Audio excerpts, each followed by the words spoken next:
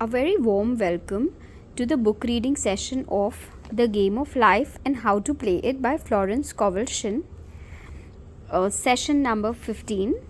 And कल हम यहाँ स्टॉप किए थे जहाँ पर हमने डिस्कस किया था कि how everything is abundantly available. बहुत सब कुछ हमारे पास अबंडेंस में अवेलेबल है, हमें सिर्फ रीच आउट करके उसे ग्रैब करना है। This is a spiritual attitude towards money and the great bank of the universe never fails.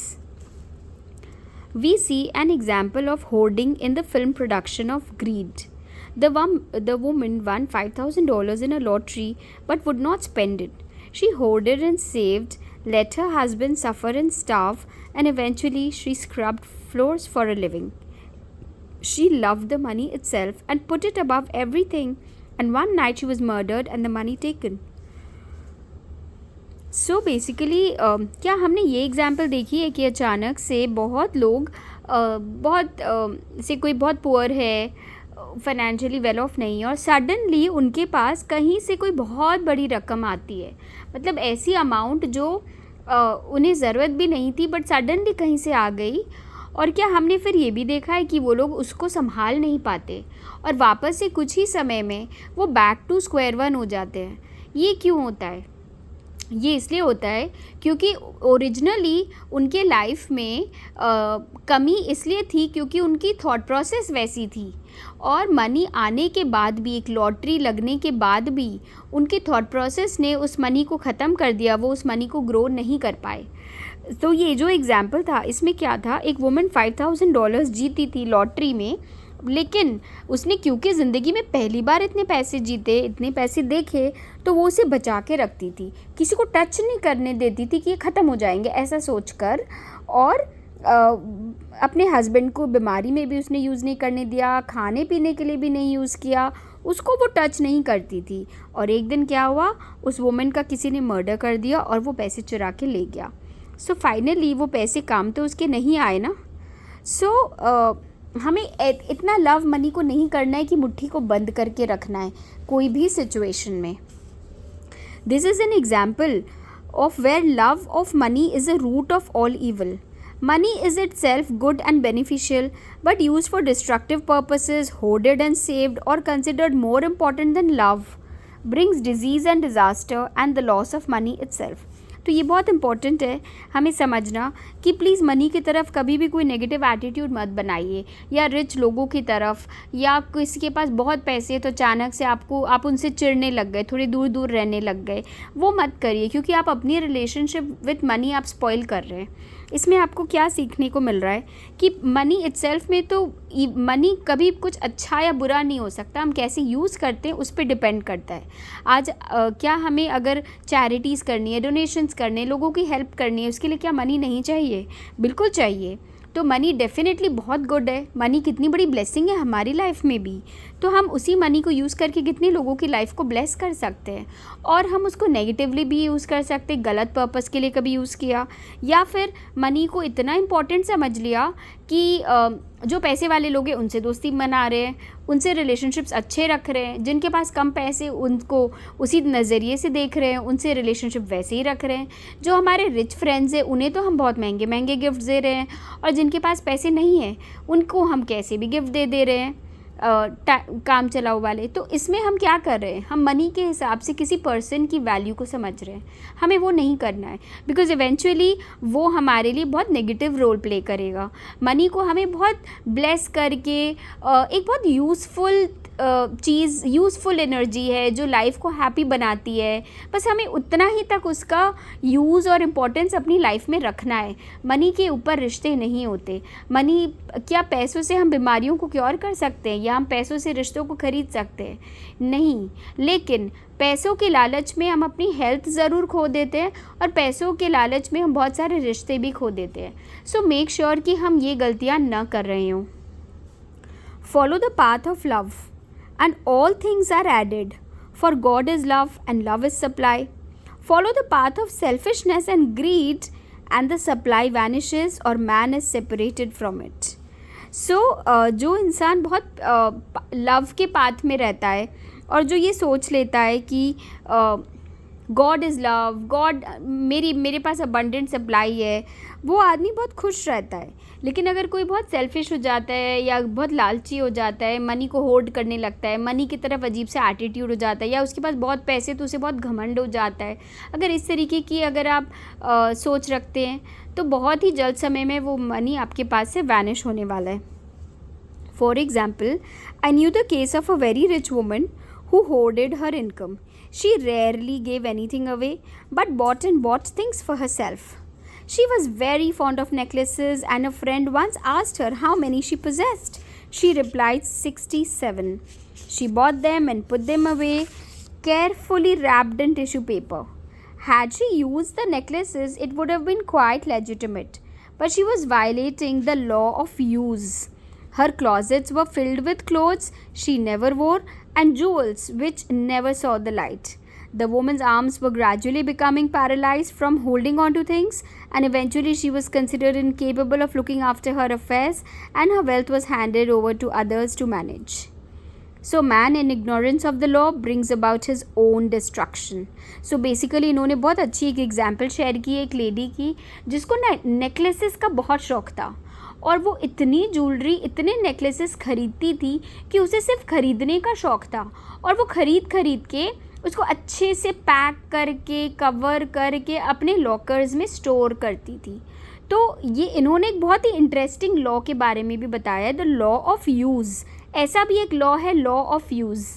तो उस लॉ के हिसाब से अगर हम किसी चीज़ को ख़रीद रहे, हम उसे यूज़ नहीं कर रहे, तो फाइनली हम उसे यूज़ नहीं कर पाएंगे।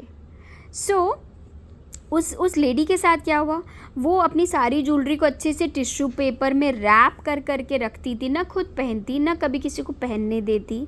फाइनली उसकी अलमारी में इतने कपड़े, इतने गहने, सब कुछ भर गए थे जो वो ज़िंदगी में उसने कभी पहने नहीं। और इवेंचुअली हमने याद है पहले बहुत बार डिस्कस किया है कि हर एक बीमारी के पीछे कोई इमोशनल कारण है।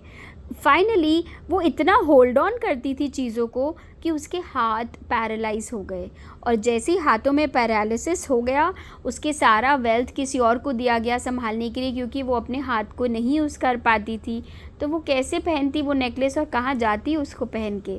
तो उसने यूनिवर्स के लॉ ऑफ यूज़ को वायलेट किया। तो ये बात हमें याद रखें कि चीज़ों को हमें यूज़ करना है, चीज़ें संजो के रखने के लिए नहीं होती। एंड हमारे लिए belonging to India, belonging to Indian culture, हमने हमेशा से ये चीज़ देखा है कि हमारी दादी या हमारी मम्मी लोग जो सबसे एक्सपेंसिव चीज़ें होती थी ना, उन्हें वो यूज़ करना नहीं आता था। वो लोग ख़रीद ज़रूर लेते थे, लेकिन उसको ख़रीद के इतना संजो के रखते थे कि हो सकता है उन्होंने शायद ज़िंदगी में कभी यूज़ ही ना किया हो या एक ही बार यूज़ किया हो। लेकिन फ़ायदा क्या हुआ उस चीज़ का? इतना बड़ा धन संजोया, इतने पैसे कलेक्ट किए और उसको ख़रीदा भी, और उसके बाद उसको इतना प्रेशियस बना दिया कि से फॉर एग्ज़ाम्पल अगर किसी के पास चांदी की क्रॉकरी है, चांदी के बर्तन है बहुत सारे, और वो बहुत प्राउड फील ज़रूर करती है कि हाँ मेरे पास चांदी का पूरा डिनर सेट है, लेकिन क्या उसने अगर उसको इन्जॉय ही नहीं किया तो उसकी क्या वैल्यू है, उसकी क्या मीनिंग है? उससे तो अच्छा आपके बैंक में पड़े हुए कैश और उस चांदी के डिनर सेट में कोई फ़र्क नहीं है। इनफैक्ट कैश ज़्यादा यूज़ आता है, लेकिन उस डिनर सेट को जिसमें आपने खुद कभी बैठ के अपने खुद के लिए एक मील बना के एंजॉय ही नहीं किया, तो उसकी क्या वैल्यू है? उसी तरीके से हमारे घरों में इतनी सारी एक्सपेंसिव स्पेशल चीज़ें होती है, और आपने कभी सोचा है कि वो हम लाते क्यों हैं? किसी और को इम्प्रेस करने के लिए, किसी और को दिखाने के लिए कि हाँ देखो हमारे पास कितनी वेल्थ है। लेकिन उसको हम अपने आप को वर्दी ही नहीं समझते कि उसको अपने लिए यूज़ करें, कि आज का डिनर हम आज उस एक्सपेंसिव क्रॉकरी में खाएंगे, आज हम अपनी सबसे एक्सपेंसिव बेड कवर अपने रूम में बिछाकर हम इंजॉय करेंगे। ये तो हमारी सोच ही नहीं है। तो हम क्या कर रहे हैं? हम लॉ ऑफ़ यूज़ को वायलेट कर रहे हैं। आधे से बेसी बार ये देखा जाएगा कि जिस दिन हम वो क्रॉकरी फाइनली निकालेंगे सालों साल बाद, या वो बेड कवर निकालेंगे, तब तक उसमें कुछ ना कुछ दाग लग जाएगा या कुछ वो ऐसा हो जाएगा कि हम यूज़ ही ना कर पाएंगे, क्योंकि हम यूनिवर्स के लॉ को वायलेट कर रहे हैं, लॉ ऑफ यूज़ को। So man in ignorance brings about his own destruction. हम अपनी खुद की बर्बादी करते हैं ये सब लॉज के बारे में नहीं जानकर। All disease, all unhappiness come from the violation of the law of love. Man's boomerangs of hate, resentment, criticism come back laden with sickness and sorrow. Love seems almost a lost art, but the man with the knowledge of spiritual law knows it must be regained, for without it he has become as sounding brass and tinkling cymbals. So basically यहाँ पे ये बोल रहे हैं कि जितनी भी बीमारियाँ हैं, जितनी भी हमारे लाइफ में सिचुएशंस आते हैं ना, वो सब लॉ ऑफ लव, जब हम लव करना भूल जाते हैं तब ये सिचुएशंस आते हैं. हम जितना किसी को भी नफ़रत देंगे, क्रिटिसाइज़ करेंगे, ये सब हमारे पास घूमकर हमारे हेल्थ को अफेक्ट कर रहा है. तो किसी के बारे में भी एक हल्का क्रिटिसाइज़ करने के पहले भी 10 बार सोचिए कि ये अल्टीमेटली मेरे पास घूम के आना है. इस रूप में नहीं तो किसी और रूप में आएगा, लेकिन आना है. तो इससे अच्छा हम अगर किसी के बारे में खाली समय पर अगर लव की थॉट्स जनरेट करें, उसको बहुत सारी blessings they, love they, forgiveness दे, तो हमारे पास घूम के क्या आएगा? यही आएगा ना. For example, I had a student who came to me month after month to clean her consciousness of resentment. After a while, she arrived at a point where she resented only one woman, but that one woman kept her busy. Little by little, she became poised and harmonious, and one day, all resentment was wiped out. She came in radiant and explained, "You can't understand how I feel." The woman said something to me, and instead of being furious, I was loving and kind, and she apologized and was perfectly lovely to me. No one can understand the marvelous lightness I feel within. ये भी बहुत interesting है और ये हम सब ने बहुत बार एक्सपीरियंस किया है अपनी लाइफ में. इनकी एग्जाम्पल को हम समझते हैं कि इनके पास एक स्टूडेंट आती थी जो ना बहुत ज़्यादा लोगों के अगेंस्ट बहुत कुछ होल्ड करके रखती थी. उसे बहुत लोगों से प्रॉब्लम थी, तो ये उस पर अपनी वर्क कर रही थी इस ऑथर की हेल्प से कि मेरे अंदर से ये निकालो कि मैं क्यों चिढ़ती हूँ इतने लोगों से, मुझे क्यों नफ़रत है, मैं क्यों इरिटेट होती हूँ. धीरे धीरे करके उसने अपने अंदर बहुत सारी प्रैक्टिसेस कर करके सबको रिलीज़ कर दिया और अपने अंदर बहुत बदलाव लेके आया. फाइनली उसके अंदर में सिर्फ एक लेडी के लिए एक तो नफ़रत या रिजेंटमेंट बैठी हुई थी, तो उसके लिए भी. और वो एक लेडी उसको पूरा दिन बिज़ी रखती थी. कैसे? क्योंकि अगर हम एक जन से भी बहुत नफ़रत करते हैं तो हम पूरे दिन उसको क्या भेज रहे होते हैं? उसके बारे में सोच रहे होते हैं, नेगेटिविटी भेज रहे होते हैं, उसके एक एक एक्शन को क्रिटिसाइज़ कर रहे होते हैं. तो वो एक लेडी उसको बहुत बिज़ी रखती थी. धीरे धीरे उसने उसको भी रिलीज़ किया और फाइनली उसके अंदर से सारा द्वेष निकल गया. वो बहुत खुश होके आई ऑथर के पास और उन्होंने पता है क्या बोला? ये बहुत इम्पोर्टेंट लाइन है समझने की. उन्होंने ऑथर को बोला कि तुम समझ ही नहीं सकती हो कि मैं अभी क्या फ़ील कर रही हूँ. वो लेडी मेरे को आज भी आके कुछ गलत बात बोली और मैंने रिएक्ट ही नहीं किया. I was so loving and kind, और मैं जैसे ही उससे प्यार से बात की उसने तुरंत माफ़ी मांगी और बहुत अच्छे से बिहेव किया. वो बिलीव ही नहीं कर पा रही थी कि क्या हुआ मेरे साथ. वो लेडी जो जिससे इसको नफ़रत थी वो आज भी आई और इसको इरिटेट कर रही थी, लेकिन इसने अपने अंदर से सारा द्वेष निकाल दिया था. तो ये बहुत अच्छे से बात की और जैसे इसने अच्छे से बात की, सामने वाले ने भी बहुत अच्छे से बात किया. और उसने क्या एक्सपीरियंस किया? उसने एक्सपीरियंस किया मार्वलस लाइटनेस. कितना हल्का फील कर रही होगी. तो हम जो किसी के अगेंस्ट कुछ भी होल्ड करके रखते हैं, हम अपने ही दिमाग के ऊपर, अपने ही दिल के ऊपर वज़न डाल रहे होते हैं. और उसने ये सारा वज़न को रिलीज़ किया था, इसलिए वो इतना लाइट फील कर रही थी. Love and good will are invaluable business. For example, a woman came to me complaining of her employer. She said she was cold and critical and knew she did not want her in the position. Well, I replied, salute the divinity in the woman and send her love. I can't. She's a marble woman. I answered, you remember the story of the sculptor who asked for a certain piece of marble? He was asked why he wanted it and he replied, because there is an angel in the marble. And out of it he produced a wonderful work of art. She said, very well, I'll try it. A week later, she came back and said, I did what you told me to, and now the woman is very kind and took me out in her car. So, वापस से ये एक और story है बहुत interesting एक women इनके पास आई जिसको वो जहाँ नौकरी करती थी उसको अपनी बॉस एकदम पसंद नहीं थी। वो बोली कि वो बहुत ही ज़्यादा कंप्लेन करती है, क्रिटिसाइज़ करती है, मैं कुछ भी करूँ कभी अप्रिशिएट नहीं करती है, और मेरे को लगता है कि वो चाहती नहीं कि मैं कंपनी में इस जगह पे काम करूँ। तो इन्होंने उसको सोल्यूशन दिया कि कोई बात नहीं, you go and you respect the divinity in the woman. इन्होंने सोल्यूशन दिया था कि salute the divinity in the woman and send her love. उसके अंदर भी भगवान है, तुम्हारी बॉस जैसी भी है उसके अंदर की भगवान को सल्यूट करो, प्रणाम करो और उसको बहुत सारा प्यार भेजो। बस तुम्हारा काम इतना ही है, न उसके बारे में कुछ गलत सोचना है, गलत बोलना है, कुछ नहीं, सिर्फ उसको बहुत सारा लव दो और उसके अंदर के भगवान को नमन करो, सल्यूट द डिविनिटी। तो इन्होंने रिप्लाई किया, तुम क्या बात कर रही हो, वो एक पत्थर की इंसान है, मुझे बिलीव भी नहीं हो रहा, मैं बिल्कुल ये सब नहीं कर सकती उस लेडी के साथ। तो इन्होंने उसको एक एग्जाम्पल दिया एक आदमी का जो मार्बल ख़रीदने गया था, और वो दुकानदार बोला, तुम इस मार्बल को तुम क्या करोगे, इतना बड़ा पत्थर तुम क्यों ख़रीद रहे हो। और उसने रिप्लाई किया था, क्योंकि इस पत्थर के अंदर ना एक बहुत ही सुंदर परी है, और वो एक्चुअल में वो एक स्कल्प्टर था। स्कल्प्टर मतलब जो मूर्तियाँ बनाता है।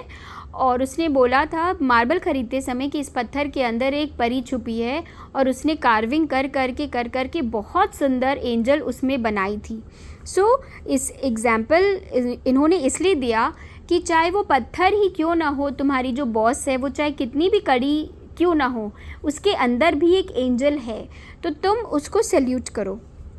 इसने बोला ठीक है, तुम बोल रही हो तो मैं डेफिनेटली ट्राई करूँगी। और इसने ट्राई किया, और एक वीक बाद उसने डिफरेंस नोटिस कर लिया कि वो वुमेन एक्चुअल में बदल गई थी, उसने बहुत अच्छा बिहेव करना स्टार्ट कर दिया था। She was very kind. So people are sometimes filled with remorse for having done someone an unkindness perhaps years ago. If the wrong cannot be righted, its effects can be neutralized by doing someone a kindness in the present. So basically ये बहुत ही interesting example इन्होंने share किया है कि बहुत बार बहुत लोग बहुत सालों साल पुरानी रिजेंटमेंट को होल्ड करके रखते हैं, बहुत साल पुरानी इरिटेशन है, गुस्सा है, उसको लेके बैठे हैं। तो वो सिचुएशन को हम अभी तो पास्ट में जाके ठीक नहीं कर सकते, वो सिचुएशन तो बीत गई, समय तो बीत गया, लेकिन उसके जो भी असर था हम उसको न्यूट्रलाइज कर सकते हैं आज कुछ अच्छा करके। If we are kind today, उस एपिसोड की अनकाइंडनेस वाइप आउट हो जाएगी। This one thing I do for getting those things which are behind and reaching forth into those things which are before. Sorrow, regret and remorse tear down the cells of the body and poison the atmosphere of the individual. This is also very interesting to understand कि जितना हम दुख करते हैं या हम regret करते हैं या हम बहुत तकलीफ़ में कि हाँ हमने किसी को कुछ बुरा किया, हमसे कोई गलती हो गई, तो उसका जो पछतावा होता है, वो जो फीलिंग होता है कि मैंने क्या किया, मैंने कैसे कर दिया ये काम, क्यों किया, और अपने आप को गिल्ट में रखना, ये सब करने से हम अपनी बॉडी की पूरी सेल्स को, एक एक सेल को बहुत नुकसान पहुंचा रहे होते हैं, और जिसका अल्टीमेट रिज़ल्ट हमारी बॉडी में कोई ना कोई डिजीज़ के रूप में आएगा। हमें क्या करना है, हमें उसी समय एक तो काइंडनेस करना है। ठीक है, गलती हो गई मुझे पता है, लेकिन क्या उसको अंडू तो मैं नहीं कर सकती, लेकिन आज मैं किसी से कुछ बहुत अच्छा काइंड बिहेवियर कर सकती हूँ, कुछ अच्छा ऐसा एक्ट कर सकती हूँ, कुछ बड़ा एक्ट कर सकती हूँ काइंडनेस का, जिससे वो मेरी पुरानी बात मिट जाएगी। A woman said to me in deep sorrow, treat me to be happy and joyous, for my sorrow makes me so irritable with members of my family that I keep making more karma. So ये एक और example है। एक lady इनके पास आई। ये जो lady इनके पास गई थी, इन्होंने बोला कि मैं बहुत दुख में हूँ, मेरे को प्लीज़ ठीक करो, मेरे अंदर हैप्पीनेस और खुशी डालो, क्योंकि मैं इतने दुख में हूँ, इतने तकलीफ़ में हूँ कि मैं उसकी भड़ास अपने बाकी फैमिली मेम्बर पे निकाल रही हूँ, जिसकी वजह से मैं और कर्म बना रही हूँ और मुझे वो काम नहीं करना। I was asked to treat a woman who was mourning for her daughter. I denied all belief in loss and separation and affirmed that God was the woman's joy, love and peace. The woman gained her poise at once but sent word by her son not to treat any longer because she was so happy it wasn't respectable. So basically हुआ क्या था, एक lady की daughter की death हो गई थी and इसलिए वो ऐसी बिहेव कर रही थी। वो इतनी ज़्यादा तकलीफ़ में थी, वो बहुत ज़्यादा ग्रीफ में थी। ऑब्वियसली किसी फैमिली मेम्बर और इसकी डॉटर की डेथ होने पर वो सिचुएशन उसकी आ गई थी और वो उस दुख में सबसे बहुत गंदा बिहेव कर रही थी। उसको बाकी लोग खुश थे, उसको अच्छा नहीं लग रहा था। तो वो ट्रीटमेंट के लिए गई और इन्होंने उसे समझाया कि दुनिया में डेथ में आपको क्या लगता है कि डेथ से आप उससे दूर हो गए हो? नहीं, बॉडी हो या नहीं हो, सोल तो अभी भी अलाइव है। आप तो उसकी सोल से यूनाइट हो सकते हो। You can talk to the soul. उन्होंने उसको इस तरीके की बातें बताई होंगी। इन्होंने डिनाई किया कि ऐसा कुछ भी नहीं है, बॉडी आप उससे कभी अलग ही नहीं हो, आपको जो बातें करनी है उसकी सोल से करो एंड आप भगवान से जुड़ो, भगवान आपको ठीक लाइन पे कनेक्टेड रखेंगे। उन्होंने ये सब समझा दिया और फिर वो जब घर गई, she was absolutely cured of her sorrow. उसके अंदर से सॉरो तो निकल गया, लेकिन एक और प्रॉब्लम हो गई थी उसकी कि उसको इतना अजीब लगने लग गया था कि मैं इतनी खुश कैसे रह सकती हूँ, मेरी डॉटर की डेथ हुई है, मैं खुश रह कैसे सकती हूँ। उसने अपने सन को भेजा कि अरे उसको बोलो मेरे लिए अब एफर्मेशंस करना बंद करेगी, क्योंकि इट इज़ नॉट रिस्पेक्टेबल। लोग क्या सोचेंगे, the most famous dialogue of our century. लोग क्या सोचेंगे कि मैं ऐसे खुश रह कैसे सकती हूँ। I am stopping here, we'll continue in the next session and we are going to begin with this topic of लोग क्या सोचेंगे। Okay, thank you.